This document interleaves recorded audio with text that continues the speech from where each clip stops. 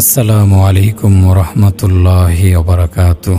আশা করি আল্লাহ পাকের অশেষ মেহেরবানিতে আপনারা সকলেই ভালো আছেন।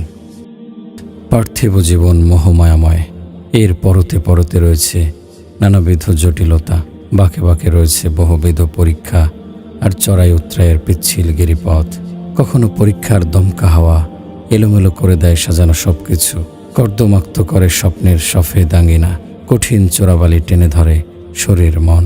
আবার কখনো বা হতাশার ঘন কালো মেঘ নিমিষেই সরে যায় মাথার ওপর থেকে, সোনালি রঙে সেজে ওঠে জীবন আকাশ।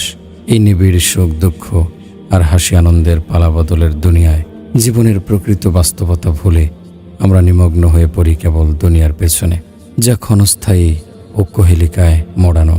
তাই প্রিয় ভাই, আসুন অনুভবের দুয়ার খুলি, বোধের জগৎ করে উন্মোচন, পর্যালোচনা করি জীবনের ভালো মন্দের হিসাব নিকাশ। পৃথিবী বৈচিত্র্যময়, চিন্তার বৈচিত্র্যে, চেতনার ভিন্নতায় পৃথিবী প্রাচুর্যময়। কারো চিন্তা আবর্তিত হয় কেবল দুনিয়াকে ঘিরে, কেউ আবার আখেরাতকে নিজের লক্ষ্যস্থল বানিয়ে জীবনের প্রতিটি কাজ পরিচালিত করে। এই দুই শ্রেণীর মানুষের মধ্যে প্রকৃত সৌভাগ্যবান হলো সে, যে গুনাহের পঙ্কিল পথে পা বাড়িয়ে পরক্ষণে নিজেকে গুটিয়ে নেয়, ফিরে আসে শুভ্র সুন্দর পথে, হৃদয় গহীনে অনুশোচনার কালিমা মেখে তাওবা করে মহামহিম প্রভুর দরবারে। হযরত আনাস রাদিয়াল্লাহু আনহু থেকে বর্ণিত হাদিসে রাসূল সাল্লাল্লাহু আলাইহি ওয়াসাল্লাম ইরশাদ করেন, কুল্লু ইবনি আদামা খাত্তাউন ওয়া খায়রুল খাত্তাইনা আত-তাওয়াবুন। মানুষ মাত্রই গুনাহগার, আর গুনাহগারদের মধ্যে তাওবাকারীরাই উত্তম। মানুষ গুনাহপ্রবণ, চিরশত্রু শয়তান, নফস ও লোভাতুর দুনিয়ার মুগ্ধতায়, ইচ্ছা অনিচ্ছায় ছোট বড় অসংখ্য পাপের জালে জড়িয়ে পড়ে অহর্নিশ। কিন্তু বিবেকের দুয়ারে প্রশ্ন রেখে যদি বলি, পাপের অন্ধকার গলিতে হেঁটে বেড়ানোর জন্যই কি মানুষকে সৃষ্টি করা হয়েছে? কবি বড় চমৎকার বলেছেন, বিপদ ও দুর্ভাগ্যের বিশালতার দরুন আমি 4টি মহাপরীক্ষার সম্মুখীন হয়েছি। অভিশপ্ত ইবলিস, মোহমায়াময় পৃথিবী, কুটিল নফস ও প্ররোচক প্রবৃত্তি। ভয়ালী শত্রুদের থেকে কিভাবে মুক্তি পাবো আমি? আল্লাহ তাআলা মানুষকে শয়তানের কুটচাল ও কুমন্ত্রণা থেকে সতর্ক করেছেন। শয়তান মানুষের সামনে দারিদ্র্যকে খুব বিশাল আকারে উপস্থাপন করে। তাই কিছু মানুষ ধনাঢ্য হওয়া সত্ত্বেও আখেরাতের পথে একটি টাকা খরচ করতে তাদের অন্তরে ভীতি সৃষ্টি হয়। চলমান বাস্তবতা ও ভবিষ্যৎ পরিণতির কথা ভেবে দান সাদেকা থেকে হাত গুটিয়ে রাখে। যদি আমরা শয়তানের হরেক রকম চক্রান্ত সম্বন্ধে অবগত না হই, তাহলে শয়তান দক্ষ চোরের মতো ক্রমে ক্রমে হৃদয়ের গভীরে বাসা বাঁধবে। হৃদয়ের দরজা যদি অরক্ষিত হয়, তবে কোনো প্রতিরোধ ছাড়াই শয়তান হৃদয়ের দুর্গ জয় করে নেয়। তখন দিনের কাজগুলো পালন করা খুবই কঠিন মনে হয়। মন্দ ও গর্হিত কাজগুলো সৌন্দর্যমণ্ডিত হয়ে ধরা দেয় চোখের সামনে। পাপের ধ্বংসাত্মক পথ হাতছানি দিয়ে ডাকে মায়াময় মোহগ্রস্ততায়। তাই প্রিয় ভাই, ধ্বংসের পথে পা বাড়ানোর আগেই আপনার শত্রুকে চিনুন, যেন সে আপনাকে পথভ্রষ্টতায় নিক্ষেপ না করতে পারে। আল্লাহ তাআলা বলেন, আশ-শাইতানু ইয়াইদুকুমুল ফাকরা ওয়া ইয়া'মুরুকুম বিল ফাহশা আল্লাহু ইয়াইদুকুম মাগফিরাতাম মিনহু ওয়া ফাদলা আল্লাহু ওয়াসিউন আলিম। শয়তান তোমাদের দারিদ্র্যের ভয় দেখায় এবং অশ্লীলতার নির্দেশ দেয়, আর আল্লাহ তোমাদেরকে তার ক্ষমা এবং অনুগ্রহের প্রতিশ্রুতি প্রদান করেন। আল্লাহ প্রচুর্যময়, সর্বজ্ঞ। শয়তানের কুমন্ত্রণা ও কিছু দিক নির্দেশনা সহ অপর আয়াতে আল্লাহ তাআলা বলেন, ইয়া আইয়ুহান নাসু কুলু মিম্মা ফিল আরদি হালালান তাইয়্যিবা ওয়া লা তাত্তাবিউ খুতুওয়াতিশ শাইতান ইন্নাহু লাকুম আদুউম মুবিন ইন্নামা ইয়া'মুরুকুম বিস-সুই ওয়াল ফাহশাই ওয়া আন তাকুলু আলাল্লাহি মা লা তা'লামুন। হে মানব জাতি, পৃথিবীতে যা কিছু বৈধ ও পবিত্র খাদ্যবস্তু রয়েছে তা থেকে তোমরা আহার করো এবং শয়তানের পদাঙ্ক অনুসরণ করো না। নিশ্চয় সে তোমাদের প্রকাশ্য শত্রু। সে তো কেবল তোমাদেরকে মন্দ ও অশ্লীল কাজের এবং আল্লাহ সম্বন্ধে তোমরা যা জানো না এসব বিষয় বলার নির্দেশ দেয়। প্রবৃত্তির কুমন্ত্রণা থেকে নিজেকে নিরাপদ রাখুন। কুপ্রবৃত্তি সর্বদা মন্দ ও নিন্দনীয় কাজের দিকে প্ররোচনা দেয়। কুপ্রবৃত্তির পরীক্ষায় উত্তীর্ণ হওয়া যদিও কঠিন সাধ্য সাধনা, কিন্তু এই কণ্টকাকীর্ণ পথ শেষে আপনার জন্য অপেক্ষা করছে মুক্তি ও সফলতার অপার দিগন্ত। আজিজে মিশরের স্ত্রী জুলাইখা নফসের কুমন্ত্রণার শিকার হয়ে হযরত ইউসুফ আলাইহিস সালামকে ব্যভিচারে প্ররোচিত করেছিল। আল্লাহ তার কথাগুলো কোরআনুল কারিমে নিম্নোক্ত ভাষায় উল্লেখ করেছেন। জুলাইখা বলেছিল, ওমা উবাররিউ নাফসি ইন্নান নাফসাল আম্মারাতুম বিসসুই ইল্লা মা রহিমা রব্বি ইন্না রব্বি গফুরুর রহিম। আমি নিজেকে নির্দোষ মনে করি না। মানুষের মন অবশ্যই মন্দ কর্মপ্রবণ, কিন্তু সে নয় যার প্রতি আমার প্রতিপালক দয়া করেন। আমার প্রতিপালক তো অতি ক্ষমাশীল, পরম দয়ালু। তাফসিরে মুয়াসসারে জুলাইখার এই বক্তব্যের ব্যাখ্যায় বলা হয়েছে, আমি নিজেকে কখনো পবিত্র ও নির্দোষ বলে দাবি করছি না। নফস গুনাহের স্বাদ আস্বাদন করানোর জন্য মানুষকে অনবরত পঙ্কিলতার পথে আহ্বান করে। তার কথা ভিন্ন। আল্লাহ তাআলা যাকে নিরাপদ রাখেন, আল্লাহ তাআলা তার পাপী বান্দাদের তাওবা গ্রহণ করেন। তিনি বান্দাদের প্রতি অতিশয় দয়ালু। নফসের কামনা বাসনার পেছনে ছুটে চলা শরীয়ত গর্হিত কাজ।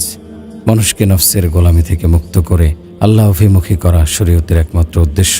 এ প্রসঙ্গে আল্লাহ তাআলা বলেন, ও আম্মা মান খাফা মাকামা রাব্বিহি ওয়া নাহান নাফসা আনিল হাওয়া ফাইন্নাল জান্নাতা হিয়াল মাওয়া। পক্ষান্তরে যে স্বীয় প্রতিপালকের সম্মুখে উপস্থিত হওয়ার ভয় রাখে এবং প্রবৃত্তি থেকে নিজেকে বিরত রাখে, জান্নাতই হবে তার আবাস।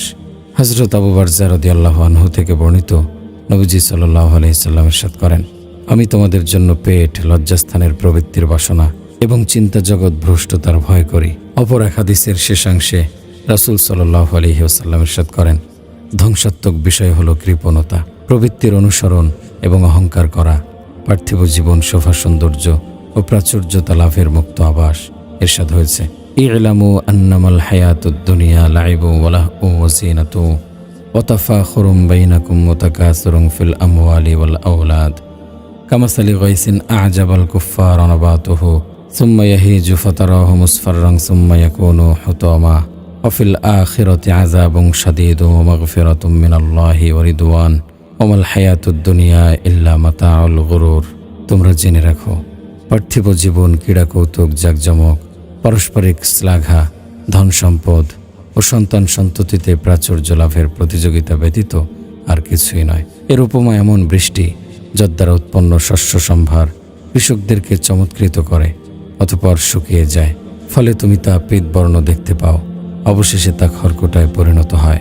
পরকালে রয়েছে কঠিন শাস্তি এবং আল্লাহর ক্ষমা ও সন্তুষ্টি। পার্থিব জীবন প্রতারণার সামগ্রী ব্যতীত কিছুই নয়।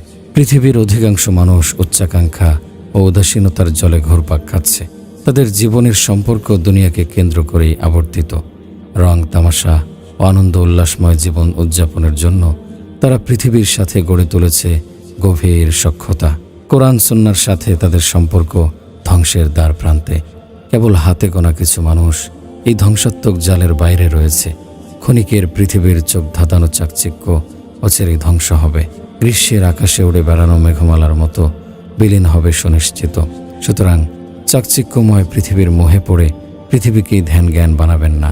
হে আমার প্রিয় ভাই, দেখুন আল্লাহ তাআলা কি বলেছেন, কুল্লু নাফসিন যায়িকাতুল মাউত ওয়া ইন্নামা তুওয়াফাউনা উজুরাকুম ইয়াওমাল কিয়ামাহ ফামান যুহজিহা আনিন নারি ওয়া উদখিলাল জান্নাতা ফাকাদ ফাজ ওয়া মাল হায়াতুদ দুনিয়া ইল্লা মাতাউল গুরুর। জীবন মাত্রই মৃত্যুর স্বাদ গ্রহণ করবে। কিয়ামতের দিন তোমাদেরকে তোমাদের কর্মফল পূর্ণ মাত্রায় দেয়া হবে। যাকে অগ্নি হতে দূরে রাখা হবে এবং জান্নাতে প্রবেশ করা হবে, সেই হবে সফল কাম।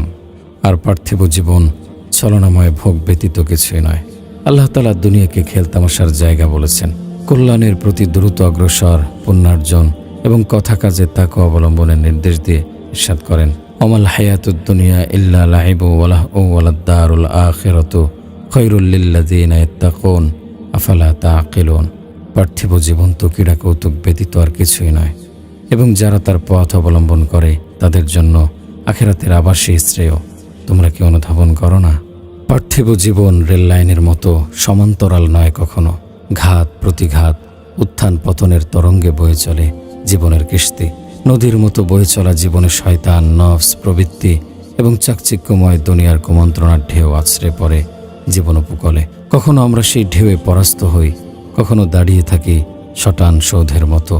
তাই সবসময় আপনাকে সতর্ক দৃষ্টি রাখতে হবে, কুমন্ত্রণার ঢেউ যেন আপনাকে দীর্ঘস্থায়ী কোনো ক্ষতির সম্মুখীন করতে না পারে। গুনাহের লকলকে শিখা কখনো আপনাকে স্পর্শ করলে পূর্ণ আত্মবিশ্বাসে প্রতিরোধ করতে হবে তৎক্ষণাৎ। গুনাহের ফিরিস্তি আকাশের মেঘমালা স্পর্শ করলেও হতাশ হবেন না কখনো। গুনাহের জমাটা ধার ভেদ করে পুণ্যের আলোক রেখা স্পর্শের নিরন্তর সাধক আপনি। আল্লাহ তাআলা ক্ষমাশীল, অতিশয় দয়ালু। প্রচেষ্টা ও সদিচ্ছার ফলে তিনি তার অপার ক্ষমা অনুগ্রহে গুনাহের কালিমা মোচন করে দেবেন। আল্লাহ তাআলার রহমতের সামিয়ানার ব্যাপ্তি অসীম। সাগরের অথই জলরাশির সমপরিমাণ গুনাহকেও তিনি ক্ষমার আপন মহিমায় ক্ষমা করে দেন। গুনাহের বোঝা মাথায় নিয়ে অনুতপ্ত হৃদয়ে যদি আমরা তার দরবারে কড়া নাড়ি, তিনি তৎক্ষণাৎ আমাদের জন্য খুলে দেবেন রহমতের অবারিত দরজা। আমার প্রতিপালক কত সহনশীল, তিনি ক্ষমা ও অবারিত রহমতের মালিক। দিবানিশি আকণ্ঠ রবের অবাধ্যতায় ডুবে থাকি, তবুও তিনি আমাদের সকল দোষ ত্রুটি গোপন রাখেন। হিদায়েতের পথে ফিরে আসার সুযোগ দেন। রাতের শেষ প্রহরে ডেকে ডেকে বলেন, মাই ইস্তাগফিরনি ফাগফারলাহ, কে আমার কাছে ক্ষমা প্রার্থনা করবে, আমি তাকে ক্ষমা করে দেব।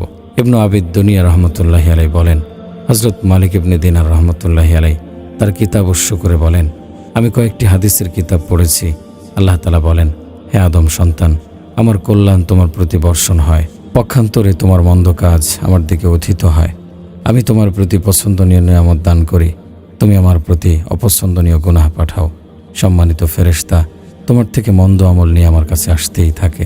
আল্লামা আলবানী রহমতুল্লাহি আলাইহি সহিহুল জামি গ্রন্থে এ হাদিস উল্লেখ করেছেন, বাম পাশের ফেরেশতা অপরাধী মুসলমানের গুনাহ লিপিবদ্ধ করতে 6 দফা বিলম্ব করে। এর ভেতরে যদি সে অনুশোচনায় দগ্ধ হয় এবং কৃত অপরাধে আল্লাহর কাছে ক্ষমা প্রার্থনা করে, তাহলে তা লিপিবদ্ধ করা হয় না, অন্যথায় একটি গুনাহ লিপিবদ্ধ করা হয়। প্রিয় ভাই, ধীর পায়ে কম্পিত হৃদয়ে মিনতি ভরা কণ্ঠে ক্ষমাশীল দয়ালু প্রতিপালকের দরবার চোখের লোনা জলে সিক্ত করুন। তাওবাকারীদের নুরানি কাফেলায় আশ্রয় নিন পরম নির্ভরতায়। হযরত আবু হুরায়রা রাদিয়াল্লাহু আনহু থেকে বর্ণিত, রাসূল সাল্লাল্লাহু আলাইহি ওয়াসাল্লামের মুখনিসৃত বাণী আমাদের প্রত্যাশার উপকূলে জোয়ারের প্লাবন সৃষ্টি করে। আমরা দৃঢ়ভাবে বিশ্বাস করতে থাকি, আমাদের রব অত্যন্ত দয়ালু, তিনি আমাদের ক্ষমা করবেন যদি আমাদের গুনাহ আসমান পর্যন্ত পৌঁছে। লাউ আখতাতুম হাত্তা তাবলুগা খাতায়াকুমুস সামাআ সুম্মা তুবতুম লাতা আলাইকুম, তোমরা যদি পাপাচার করো, এমনকি তোমাদের পাপ আকাশ পর্যন্ত পৌঁছে যায়, অতঃপর তোমরা তাওবা করো, তাহলে আল্লাহ অবশ্যই তোমাদের তাওবা কবুল করবেন।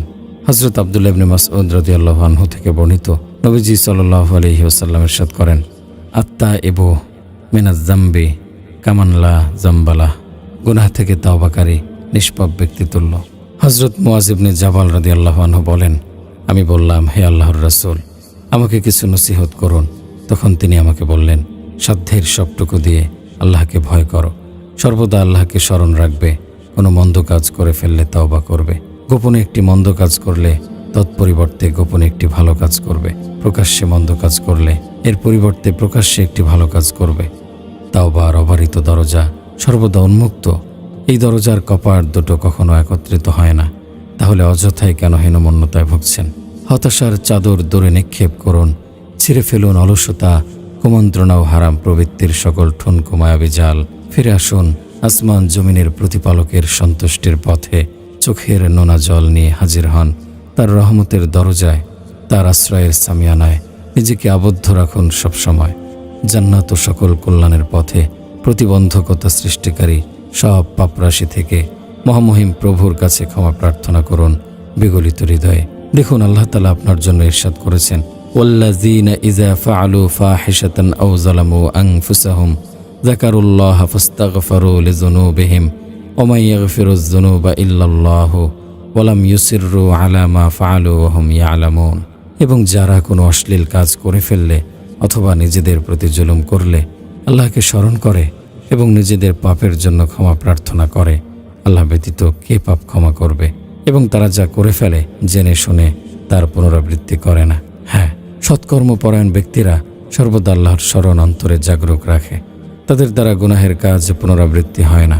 পৃথিবীতে থেকেই তাদের জন্য রয়েছে আখিরাতের অনন্ত সুখের সুসংবাদ। প্রিয় ভাই আমার, পৃথিবী আনন্দ ও স্বাচ্ছন্দ্যময় আবাসস্থল। ইমানের স্তরগুলো দৃঢ়ভাবে আঁকড়ে ধরা, নেক কাজে অবিরাম সাধনা, কল্যাণের পথে প্রতিযোগিতা এবং নেককার ব্যক্তিদের পথ অবলম্বন ব্যতীত দুনিয়ার প্রকৃত স্বাদ কখনো উপভোগ করতে পারবেন না। জান্নাতের নিয়ামত বৃদ্ধির জন্য দুনিয়াতে প্রতিযোগিতার নির্দেশ দিয়ে আল্লাহ তাআলা বলেন, অফি যালিকা ফালইয়াতানাফাসিল মুতানাফিসুন, এ বিষয়ে প্রতিযোগীরা প্রতিযোগিতা করুক। আখিরাতের অনন্ত সফরে যাত্রার পূর্বেই জীবনকে অর্থবহ করে তুলুন, সময়কে গনিমত মনে করে নেক কাজে প্রতিযোগিতার ময়দানে নেমে পড়ুন। আব্দুল কাদের জিলানী রহিমাহুল্লাহ ফাথুল রব্বানী গ্রন্থে বলেন, হে লোক সকল, জীবন প্রদীপ প্রজ্বলিত থাকা অবস্থায় জীবনকে গনিমত মনে করে নেক কাজের প্রতিযোগিতায় জীবনকে উৎসর্গ করো। তাওবা ও দোয়ার রোনাজারিতে ক্ষমা চাও রবের কাছে। মৃত্যুর দমকা হাওয়ায় অচিরেই জীবন প্রদীপ নিভে যাবে তোমার। প্রিয় ভাই, পরকালে পুঙ্খানুপুঙ্খভাবে জীবনের হিসাব নেয়ার পূর্বে নিজেই নিজের হিসাব মেলাতে থাকুন। আখেরাতের সম্বলহীন পথিক হওয়ার পূর্বে ফিরে আসুন আল্লাহর দরবারে। পৃথিবীর জীবন ক্ষণস্থায়ী, অচিরেই দেহের খাঁচা থেকে রুহ উড়ে যাবে আসমান পানে। দুনিয়ার আশা আকাঙ্ক্ষা ও আপনার নিথর দেহের মাঝে তৈরি হবে অসীম দূরত্ব, যে দূরত্ব কোনোদিন মুছে যাওয়ার সম্ভাবনা নেই। আল্লাহ তাআলা ইরশাদ করেন, হাত্তা ইযা জা আহাদুহুমুল মাউতু ক্বালা রাব্বিরজিউন লাআল্লি আ'মালু সালিহান ফীমা তারাকতু কাল্লা ইন্নামা কালিমাতুন হুয়া কাইলুহা ওয়া মিন ওয়ারাইহিম বারযাখুন ইলা ইয়াউমি ইউবআসুন। যখন ওদের কারো মৃত্যু উপস্থিত হয় তখন সে বলে, হে আমার প্রতিপালক, আমাকে পুনরায় প্রেরণ করুন যাতে আমি সৎকর্ম করতে পারি যা আমি পূর্বে করিনি। না, তা হবার নয়। এই কথা তো তার একটি উক্তি মাত্র। তাদের সম্মুখে বারজাখ থাকবে উত্থান দিবস পর্যন্ত। ইবনে কাসির রহিমাহুল্লাহ বলেন, এ আয়াতে আল্লাহ তাআলা মৃত্যুর সময় কাফের এবং সীমালঙ্ঘনকারী ব্যক্তিদের অবস্থার বর্ণনা দিয়েছেন, যাতে মানুষ পৃথিবীতেই আখেরাতের সুখ শান্তি বিধ্বংসী কাজ থেকে বিরত থাকে। প্রিয় ভাই আমার, মৃত্যুর পরোয়ানা এবং জানাজার খাটিয়ে আসার পূর্বে আপনার দয়াশীল প্রভুর দরবারে আশ্রয় নিন।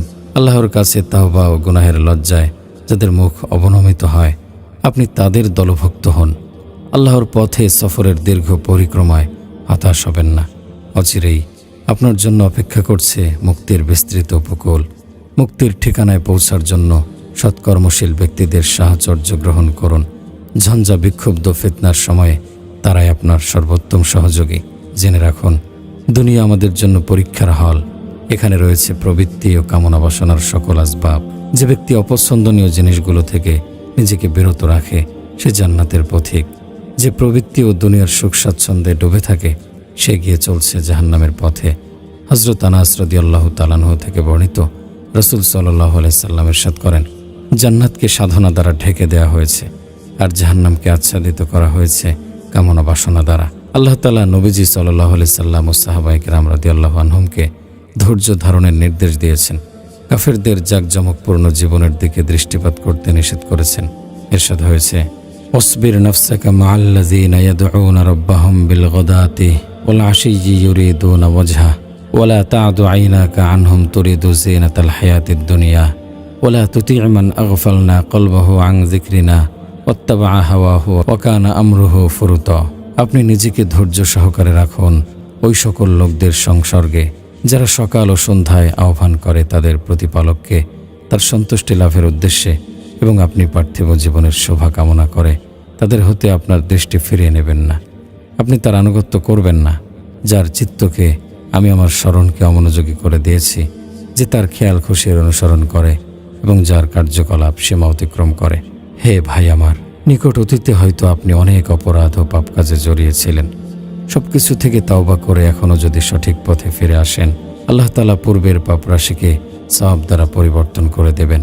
তিনি তো সকল রাজত্বের অধিপতি, ক্ষমার আধার, অসীম রহমতের মালিক। তিনি বান্দাদের দিনের গুনাহসমূহ মোচন করার জন্য রাতে ক্ষমার হাত প্রসারিত করেন, রাতের গুনাহসমূহ মোচনের জন্য দিনে ক্ষমার হাত বাড়িয়ে দেন। আল্লাহ তাআলা ইরশাদ করেন, ইল্লা মান তাবা ওয়া আমানা ওয়া আমিলা সালিহান ফাউলাইকা ইউবাদদিলুল্লাহু সাইয়্যাতিহিম হাসানাত ওয়া কানাল্লাহু গফুরুর রহিমা ওয়া মান তাবা ওয়া আমিলা সালিহান ফাইন্নাহু ইয়াতুবু ইলাল্লাহি মাতাবা। তবে যারা তাওবা করে, ঈমান আনে ও সৎকর্ম করে, আল্লাহ তাদের পাপ পরিবর্তন করে দেবেন পুণ্যের দ্বারা। আল্লাহ ক্ষমাশীল, পরম দয়ালু। যে ব্যক্তি তাওবা করে ও সৎকর্ম করে সে সম্পূর্ণরূপে আল্লাহর অভিমুখী হয়। গুনাহের অন্ধকার থেকে বেরিয়ে দুনিয়া আখিরাতে সুখ স্বাচ্ছন্দ্য ও প্রশান্তিময় জীবনের জন্য কিছু বিষয়ের উপর আমল করা অতীব জরুরি। অতীতের সকল ভুল ত্রুটির জন্য খাঁটি দিলে আল্লাহর কাছে তাওবা করতে হবে। নেক কাজে অধিক অংশগ্রহণ এবং গুনাহ থেকে নিরাপদ দূরত্ব বজায় রাখতে হবে। অতীতের গুনাহের জন্য সর্বাঙ্গে লজ্জা অনুশোচনা মেখে আল্লাহর কাছে ক্ষমা প্রার্থনা করতে হবে ইনশাআল্লাহ।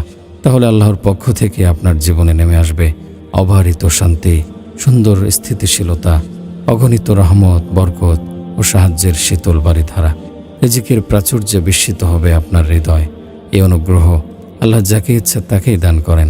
তিনি অতিশয় দয়া পরবশ। আল্লাহ সুবহানাহু ওয়া তাআলা বলেন, ওয়ালাউ আন্না আহলাল কুরা আমানু ওয়াত্তাকাউ লাফাতাহনা আলাইহিম বারাকাতিম মিনাস সামাই ওয়াল আরদি ওয়ালাকিন কাযযাবু ফাআখাযনাহুম বিমা কানু ইয়াকসিবুন। যদি সেই সকল জনপদের অধিবাসীবৃন্দ ঈমান আনত ও তাকওয়া অবলম্বন করত, তবে আমি তাদের জন্য আকাশমণ্ডলীয় পৃথিবীর সকল কল্যাণ উন্মুক্ত করে দিতাম। কিন্তু তারা প্রত্যাখ্যান করেছিল, সুতরাং তাদের কৃতকর্মের জন্য তাদেরকে শাস্তি দিয়েছি। প্রিয় ভাই ও বোন, তাওবা ও ইস্তেগফারের চমৎকার সুদূর প্রসারী তাৎপর্য রয়েছে।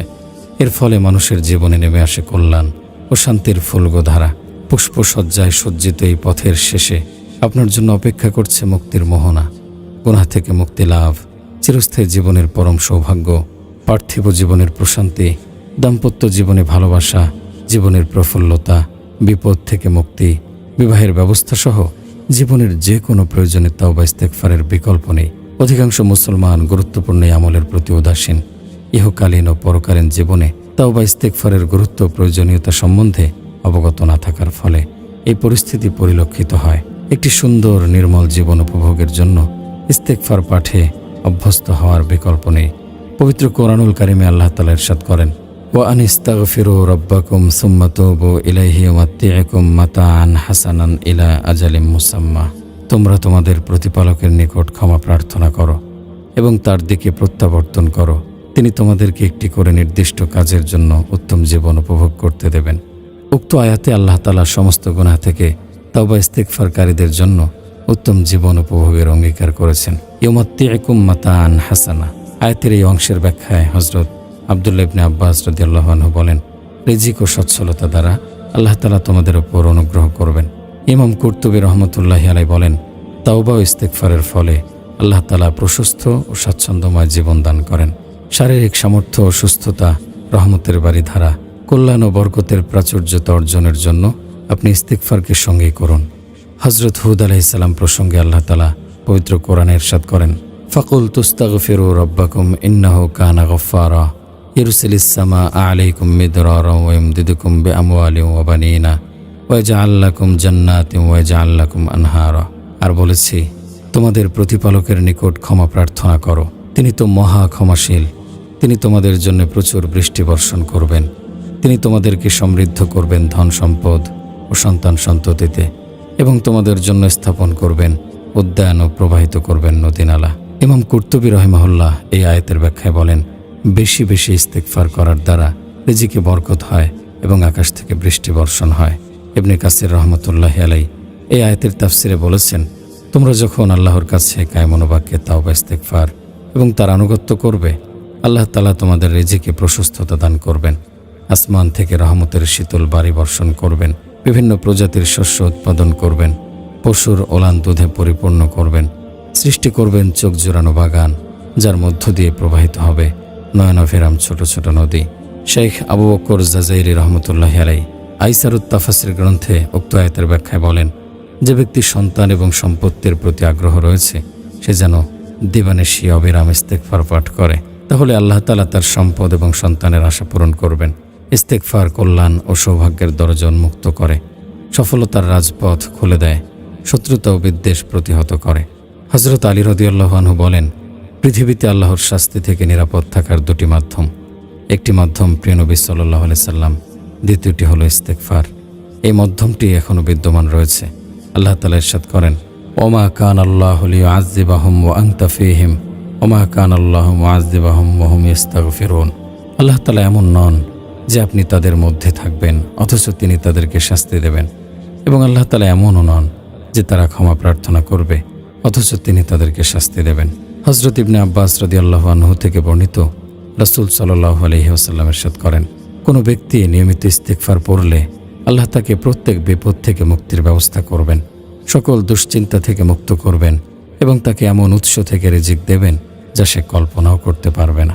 হাসান ইবনে আহমদ ইবনে হাসান হুমাম এই হাদিসের ব্যাখ্যায় বলেন, রাসূল সাল্লাল্লাহু আলাইহি সাল্লাম অধিক পরিমাণে ইস্তেগফার পাঠের ফলাফল স্বরূপ কয়েকটি পুরস্কার লাভের সংবাদ দিয়েছেন। প্রথমটি হলো বান্দার ধারণাতীত অপ্রত্যাশিত স্থান থেকে আল্লাহ তাআলা তার জন্য রিজিকের ব্যবস্থা করবেন। সুতরাং উত্তম রিজিক প্রত্যাশীদের কথা এবং কাজে ইস্তেগফারের ওপর আমল করা উচিত। কোনো ব্যক্তি যদি শুধু মুখে মুখে আস্তাগফিরুল্লাহ বলে, কাজে কর্মে বাস্তবায়ন না করে, তাহলে সে নির্জলা মিথ্যুক সাব্যস্ত হবে। তাওবা ও ইস্তেগফারের পুরস্কারের আধিক্য দেখে কিছু মানুষ সন্দিহান। তারা পরস্পরকে প্রশ্ন করে, তাওবা ইস্তেগফার পাঠ করার পুরস্কার এত বেশি? আমি আশ্বস্ত করে বলতে চাই, জি প্রিয় ভাই ও বোন, শুধু এতটুকুই নয়, এর পুরস্কার আরও রয়েছে। আমাদের উপর বিপদ দুর্যোগ আপতিত হওয়ার কারণ হলো আমরা ইবাদতের প্রতি উদাসীন, গুনাহের কাজে লিপ্ত এবং শরীয়তের বিরোধী কর্মকাণ্ডে নিমগ্ন। আল্লাহ তাআলা এই কথাগুলো কোরআনুল কারিমে চমৎকারভাবে উল্লেখ করেছেন।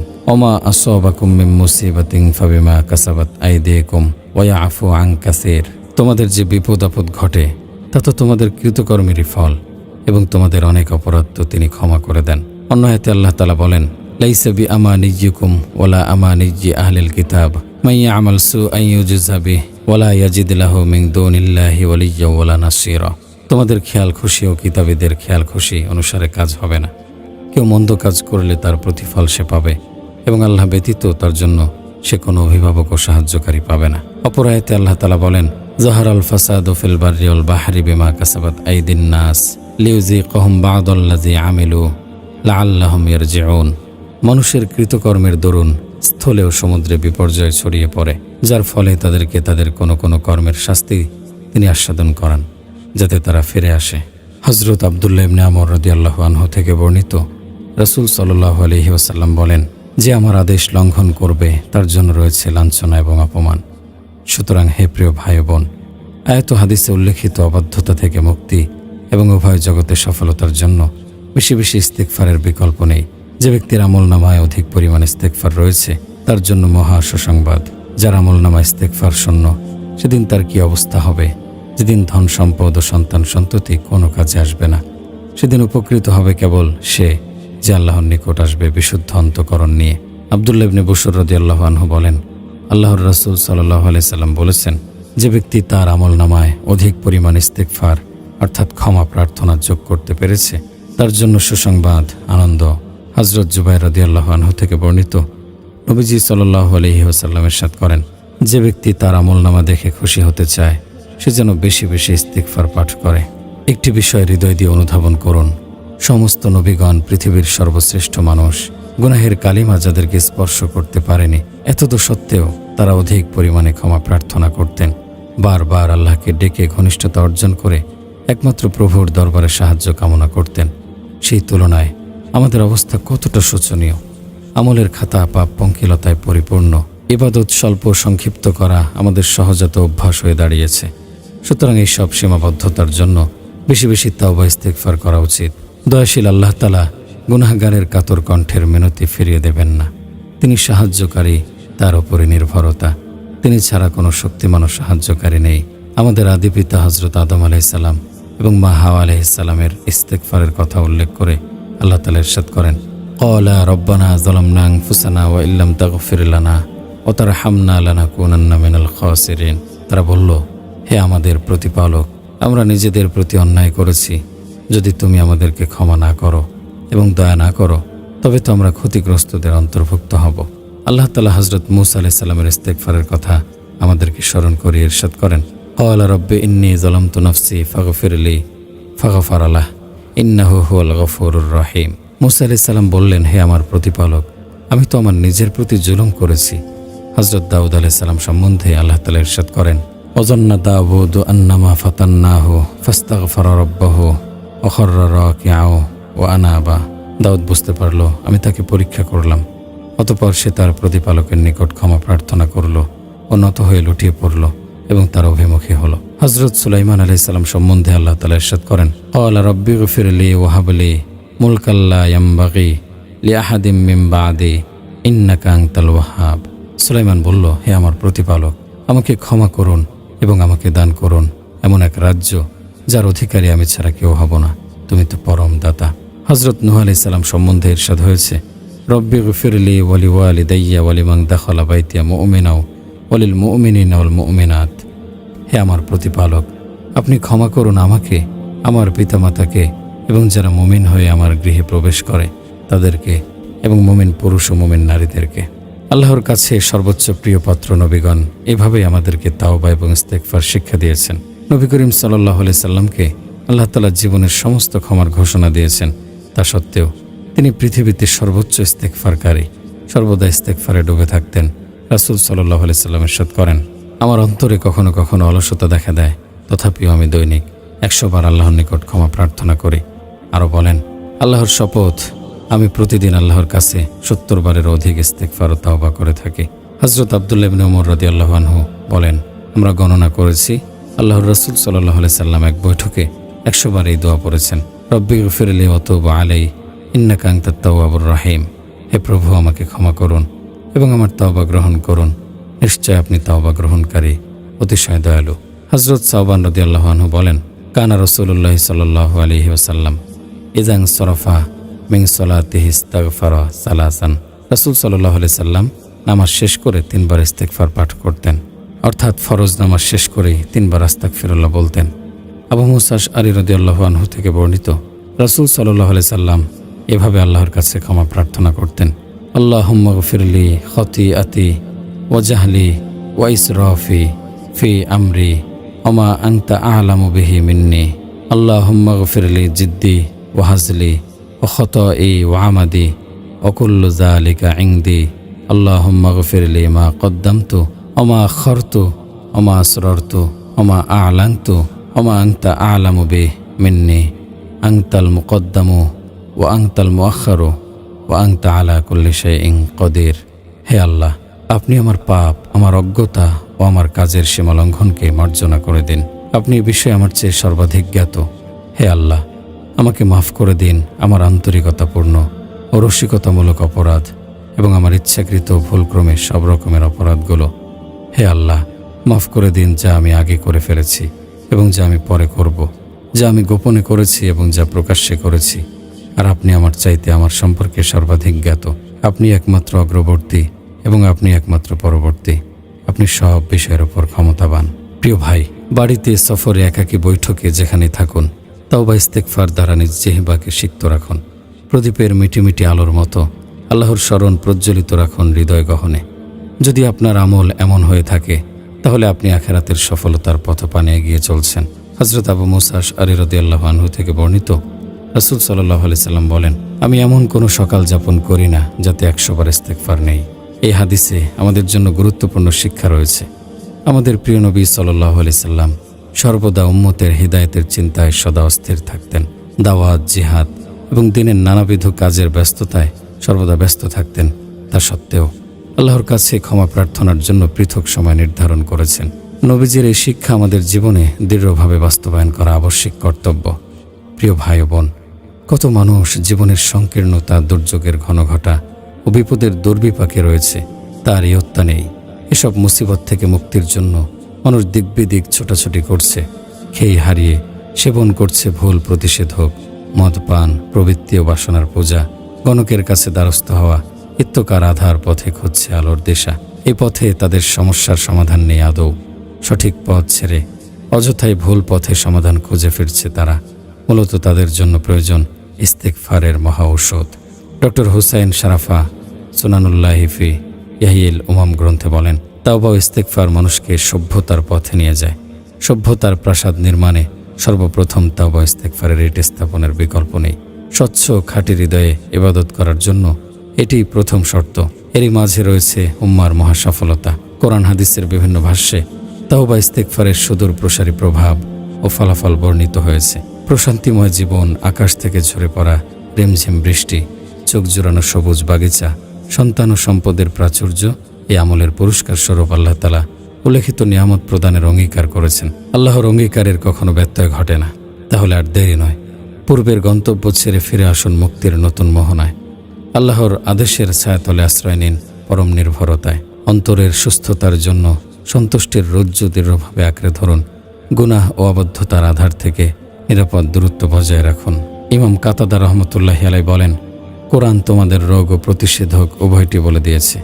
সমস্ত গুনাহ হলো রোগ সমতুল্য, আর ইস্তেগফার হলো সেই রোগের প্রতিষেধক। হযরত আলী ইবনে আবু তালিব রাদিয়াল্লাহু আনহু বলেন, ধ্বংসের কিনারে দাঁড়ানো সেই ব্যক্তিটির ওপর আমি আশ্চর্য বোধ করি। মুক্তির রসদ থাকা সত্ত্বেও সে নিশ্চল রয়েছে। জিজ্ঞেস করা হলো, মুক্তির রসদ কি? তিনি উত্তরে বললেন, ইস্তেগফার। তিনি আরও বলেন, আল্লাহ তাআলা বান্দাকে ক্ষমা করার জন্য বান্দার অন্তরে ইস্তেগফারের অনুভূতি সৃষ্টি করে দেন।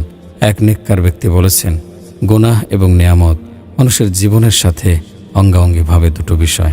গুনাহের পর ইস্তেগফার এবং নিয়ামত ভোগের পর আল্লাহর প্রশংসা আদায় করলে সুন্দর ফলাফল অর্জিত হয়। হযরত লোকমান আলাইহিস সালাম তার ছেলেকে উপদেশ দিয়েছিলেন, ও হে পুত্র, আল্লাহ তাআলা এমন কিছু সময় রেখেছেন যে সময়গুলোতে দোয়া বৃথা যায় না, সুতরাং বেশি বেশি ইস্তেগফার পাঠ করো।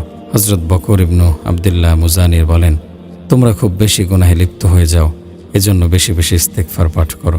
হিসাবের দিন মানুষ তার আমলনামার প্রতি 2 লাইনের মাঝে যখন ইস্তেগফার দেখতে পাবে, তখন সে আনন্দে উদ্বেলিত হবে।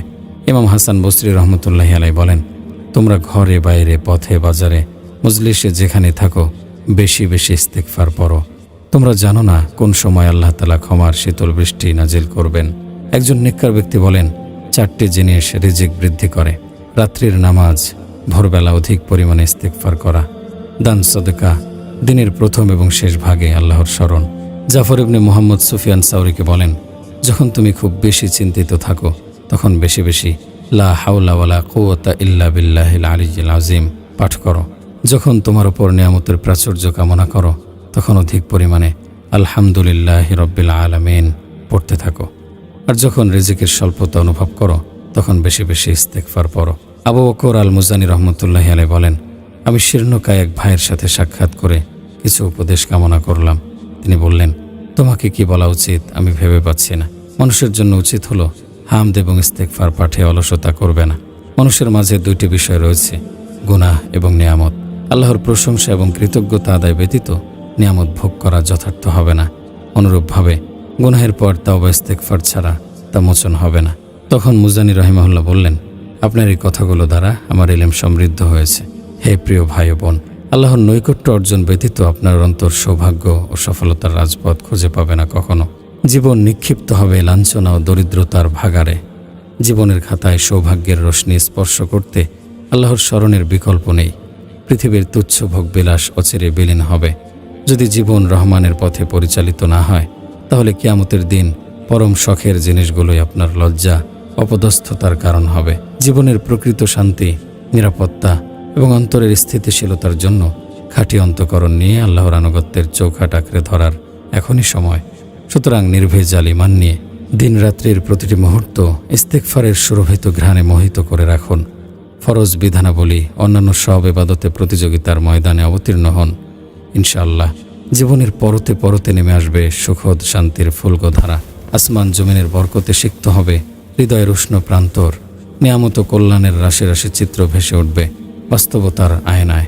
আল্লাহ তাআলা ঠিক এই কথাটি বলে দিয়েছেন পবিত্র কোরআনে এভাবে, মান আমিলা সালিহাম মিন যাকারিন আও উনসা ওয়া হুয়া মুমিনুন ফালানুহয়িয়ান্নাহু হায়াতান তাইয়্যিবা ওয়া লানাজজিয়ান্নাহুম আজরাহুম বিআহসানি মা কানু ইয়ামালুন। মুমিন পুরুষ ও নারীর মধ্যে যে কেউ সৎকর্ম করবে তাকে আমি নিশ্চয়ই পবিত্র জীবন দান করব এবং তাদেরকে তাদের কর্মের শ্রেষ্ঠ পুরস্কার দান করব। তাফসিরে মুয়াসসারে এই আয়াতের ব্যাখ্যায় বলা হয়েছে, আল্লাহ এবং রাসূলের প্রতি বিশ্বাসী ইমানদার নারী বা পুরুষের যে কেউ সৎকর্ম করুক, সম্পদের প্রাচুর্যতা না থাকলেও আমি তাকে নিশ্চিন্ত ও স্বাচ্ছন্দ্যময় জীবন দান করব। দুনিয়াতে যে পরিমাণ আমল করেছে আখিরাতের চেয়ে উত্তম বিনিময় দান করব। ইরশাদ হয়েছে, ওয়া আল্লাহু ইসতাকামু আলাত তরিকতি লা আসকাইনাহুম মাআন গাদাকা লিনাফতিনাহুম ফি ওয়া মান ইউরিদ আন যিকরি রাব্বিহি ইয়াসলুকহু আযাবান সাআদা। তারা যদি সত্য পথে প্রতিষ্ঠিত থাকত, তাদেরকে আমি প্রচুর বাড়ি বর্ষণের মাধ্যমে সমৃদ্ধ করতাম। এর দ্বারা আমি তাদেরকে পরীক্ষা করতাম। যে ব্যক্তি তার প্রতিপালকের শরণ হতে বিমুখ হয়, তিনি তাকে দুঃসহ শাস্তিতে প্রবেশ করাবেন।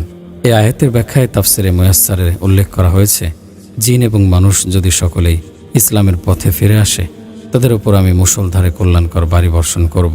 রিজিকের প্রাচুর্যতায় সজ্জিত করব দুনিয়ার জীবন। আমি তাদেরকে পরীক্ষা করব নিয়ামত ভোগ করে তারা কেমন কৃতজ্ঞ। আর যে ব্যক্তি আল্লাহর আনুগত্য, কোরআন শ্রবণ, অনুধাবন ও তদনুযায়ী আমল থেকে মুখ ফিরিয়ে রাখে, সে প্রবিষ্ট হবে মর্মন্দুত লেলিহান আগুনে। ইমাম হাসান বসরি রহমতুল্লাহি আলাইহি বলেন, মানুষ যদি আল্লাহর আনুগত্যে অবিচল থাকে, আল্লাহ তাদেরকে সম্পদের প্রাচুর্যতা দান করবেন। আল্লাহর কসম করে বলি, সাহাবায়ে কেরাম এই গুণের অধিকারী ছিলেন। ফলশ্রুতিতে আল্লাহ তাআলা তাদের জন্য রোম পারস্যের ধনভাণ্ডারের দ্বার খুলে দিয়েছিলেন। আমরা আল্লাহ তাআলার নিয়ামতের সরোবরে ডুবে আছি। এই নিয়ামত প্রাপ্তি আমাদের নিজেদের অর্জন নয়, আমাদের প্রতি এবং আমাদের ভূখণ্ডের প্রতি আল্লাহ তাআলার অপার অনুগ্রহের বহিঃপ্রকাশ মাত্র। তাই আমাদের জন্য উচিত হলো আনুগত্যের জন্য আল্লাহর সাহায্য কামনা করা এবং নিয়ামতগুলোকে তার কৃতজ্ঞতার মোড়কে সজ্জিত করা। নিয়ামত ভোগ করে যদি গুনাহ ও কৃতজ্ঞতার লাগাম আঁকড়ে থাকে, তাহলে আজ হোক বা কাল নিয়ামত বিলুপ্ত হবে। কবি কতই না সুন্দর বলেছেন, যখন ডুবে আছো নিয়ামতের প্রাচুর্যতায় তা আঁকড়ে রাখো, কেননা গুনাহ নিয়ামত দূরীভূত করে দেয়। আল্লাহর কৃতজ্ঞতায় ডুবে থাকো অহর্নিশ, নিশ্চয় তিনি দ্রুত শাস্তি প্রদানকারী।